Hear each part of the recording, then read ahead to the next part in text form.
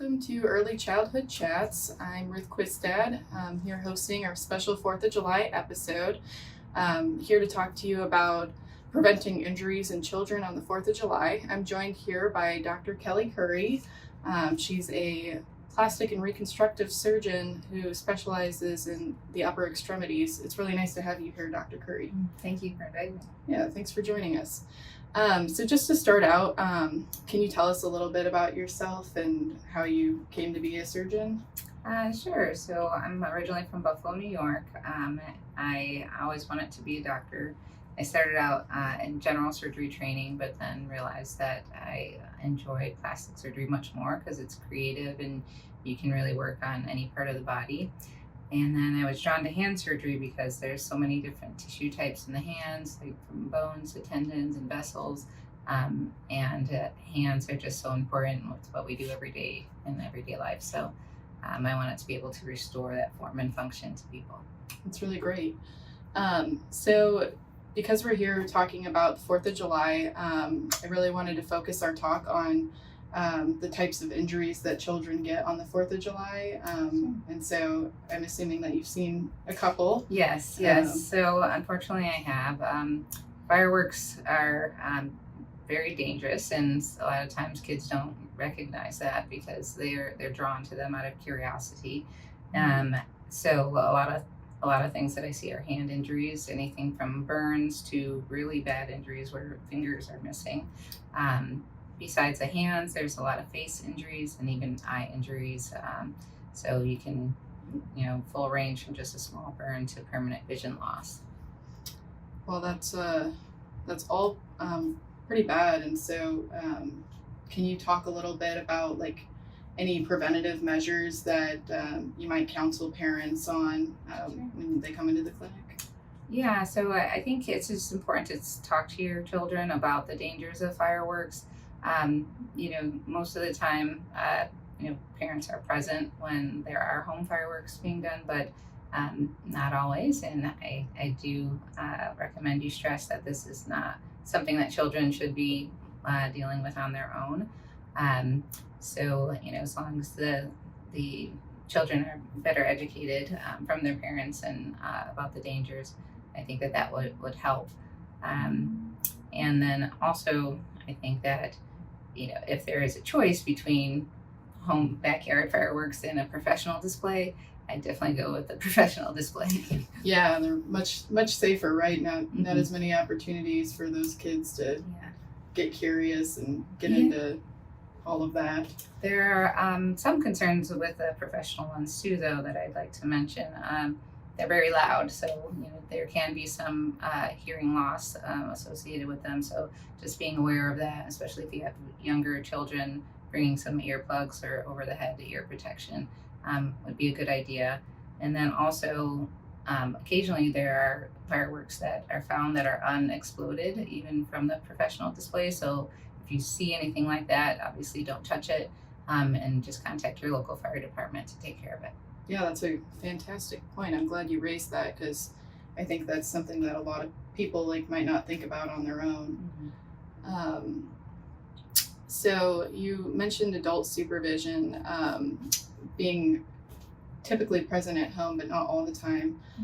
How important would you say that adult supervision is for preventing injuries? I think it's very important, even with the smaller sort of benign fireworks and fireworks displays that we think of like sparklers. Sparklers can cause burn and have caused many burn injuries. They actually burn very hot. So even, something like that should be supervised because there's always potential for injury when we're dealing with fireworks. Another thing is most of the hand fireworks injuries I see are from fireworks that they thought weren't going to go off. So just similarly, like at the professional display, if it's been lit once, don't go back and touch it if it hasn't gone off, because that's usually the typical story. It's, I lit it, it didn't go off, and I went back to grab it again to light it again, and that's when it exploded. So something to keep in mind.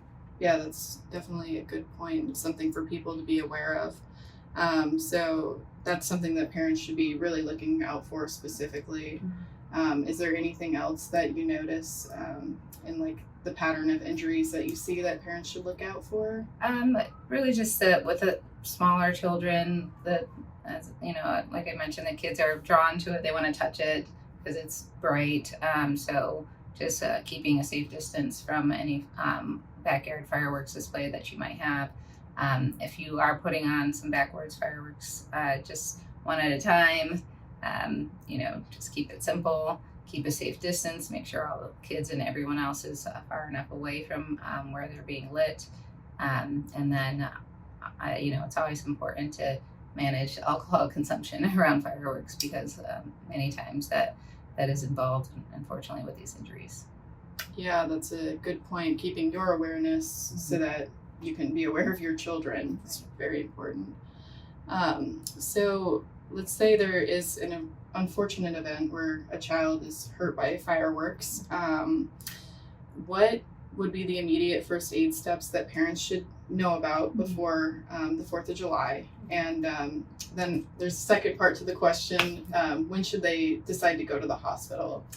Sure. So, if it's a burn injury, we typically think of burns to the hand as something that may require actual burn center. So if it's any kind of large burn that crosses a joint crease, like where your fingers bend, those are important to be dealt with sooner rather than later. I guess in the immediate post-injury time period, placing the injured or the burned part under cool water to try to stop the depth of the tissue injury from the burn. That's a good idea. Consider some ibuprofen or other anti-inflammatory as a pain medication. If there's any kind of burned airway, that's an emergency. Calling 911 at that point would be your best route of action. If it is a bad injury where fingers are taken off from the blast, then try to think in the moment to collect those parts and bring them with you to the emergency room. In the case that we might be able to put them back on. A lot of times they're not able to be saved, but sometimes we can put them back. That's a great point, because I think a lot of people might not be aware of the fact that you can reattach. At least there's a possibility of it, right? Right. Another thing I want to add is if it's a really bad injury where there's bleeding, then just apply direct pressure to the wound to stop the bleeding. You can think of a tourniquet, and they're used a lot by medical professionals, but if they are left on too long or put on incorrectly, they can cause nerve damage. So just some firm direct pressure to the wound would be the best idea. Right, yeah, so it sounds like direct pressure kind of will help save what you can. Yeah, so that's important. Well, thank you for sharing that tip with us. I know it's not really something that anybody wants to use, but in the event that they have to, it's good to be armed with that knowledge. Right. So do you know any resources that parents can look to as they're preparing for the 4th to just increase their awareness and safety? Sure. Yeah, there's a lot of information online. Specifically, St. Louis Children's Hospital has some things on their website that talk about safety and preventative measures to try to avoid injuries. But any children's hospital website would have that information. That's great. Because I'm sure you hear it once, but just looking at it multiple ways can definitely help increase your preparedness for these sort of things. Yeah, and some places might have a tip or a trick that the other resource didn't have. So a lot of it is the same stuff that I've mentioned, but there are many little things that can be done to try to prevent injury. Yeah. So, can you tell us any stories of any firework injuries that you've seen where you were able to help that child? And not specifically. What comes to mind is the bad ones where there was not the ability to reattach the fingers, and because it is a blast injury that rather than a sharp cut, that's what makes it less likely that we'll be able to put things back on. But every year around this time of year, fortunately we see these types of injuries, and it's kind of the same story a lot of the times. Is they went to grab it after they thought it didn't explode after it was lit the first time, and it just took longer, and it exploded in their hand. So that's long term. These types of injuries often need multiple surgeries to try to restore as much function to the hand as possible. But as you would imagine, it's never going to be the same again. Yeah, so it sounds like prevention and being aware is really key for these kinds of injuries, especially with the young ones.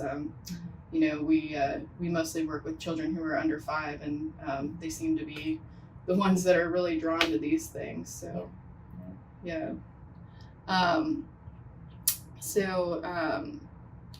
If you could reach like communities and schools to give advice, what would you tell them? I think the more that we discuss these things, and the more commonplace these safety preventative measures are, I think the more injuries will be avoided. I know that one thing that has been really impactful for certain types of injuries is having a survivor of that injury or a victim of the firework injury come and speak to the children, because then they can tell their story, and they can. It's easy to realize that this can happen to anybody. Yeah, sometimes that more concrete example for especially kids in that age group makes a bigger impact. Yeah. Okay, and so then flipping it, if you had the ability to like talk to parents about how they can prevent these things, what would you tell them? I would say don't do it yourself. Leave it to the professionals. It's really good advice, and it saves you from having to plan one more thing, right? Yeah, it's much nicer. All right. Well, do you have anything else that you want to close with? No, I just wanted to really underline the advice to just talk to your kids about these things, because having them aware of the danger is the first step in prevention. All right. Well, thank you for joining us today. I really appreciate it. And thank you for all of you who've joined us to listen. You can find our podcast at earlychildhoodchats.com. And we look forward to having you tune in the future.